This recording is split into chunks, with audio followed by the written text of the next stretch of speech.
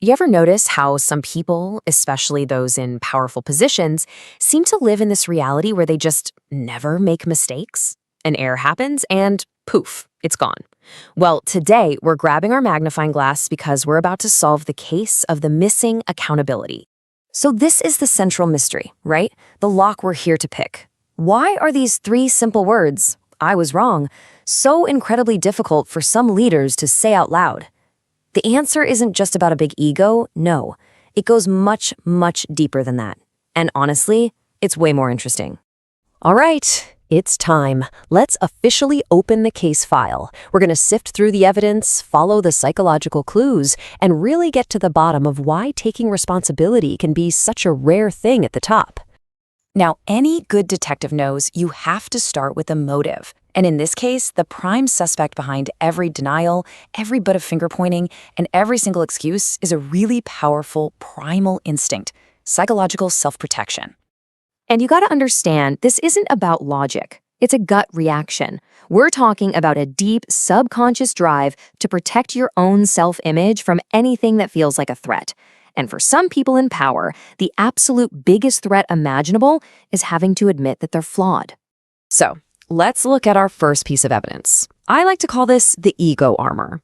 Just picture this massive, polished suit of armor that someone has built around a surprisingly fragile sense of self. Okay, so what you're seeing here are two completely different realities.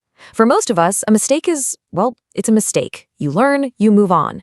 But for someone hiding behind that ego armor, that exact same simple error feels like a catastrophic personal attack. It's not a critique of their work. It's a direct hit on their very being. And this quote, wow, it really tells you everything you need to know about the stakes. This comes from deep psychological analysis. And believe me, it is not an exaggeration.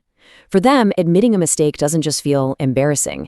It feels like total self-destruction, like annihilation. So if the choice is between admitting you were wrong and annihilation, they will double down on the bad decision, every single time. Which naturally brings us to our second piece of evidence in the case file, the projection tactic. See, this is what happens when just avoiding the blame isn't enough. Now, they have to go on the offensive and actively pin their own flaws on somebody else. Let's break down how this move works, because it's a pretty slick three-step defense. First, deep down, they recognize a failure or a negative trait in themselves. Second, because they absolutely cannot handle the shame that comes with it, they push it outward. And finally, they turn around and accuse someone else, usually a subordinate or a rival, of that very same thing. It's a dark but brilliant psychological sleight of hand. And the damage this does is huge. This isn't just about them saving face. It's a tactic that actively poisons the well. It completely confuses the person on the receiving end, making them second-guess their own reality. By making you the villain for something they did, they get to keep that illusion of being perfect totally intact. So, we've got our two main exhibits, right? The ego armor and the projection tactic. But here's the thing. They don't operate in a vacuum. Let's connect the clues and see how other psychological biases work together to build this nearly impenetrable fortress against accountability. Think of it like a playbook. Step 1, cognitive dissonance kicks in. That's just the fancy term for that uncomfortable feeling when you think I am brilliant, but also I made a huge mistake. To fix that feeling, they just rewrite the story. Then comes the self-serving bias. This is the classic heads I win, tails you lose. Any success is because of their personal genius, any failure is because the team was incompetent.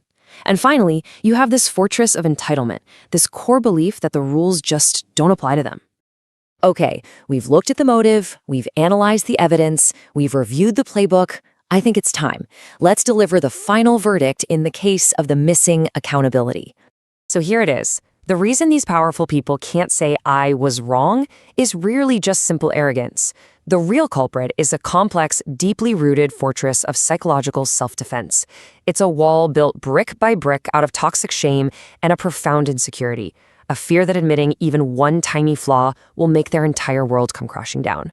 And that leaves us with one last, really important question to mull over. If being vulnerable, admitting a mistake, feels like total annihilation, then what does it actually take to be a strong leader? Maybe real strength isn't about building that impenetrable armor. Maybe, just maybe, it's about having the courage to not need it in the first place.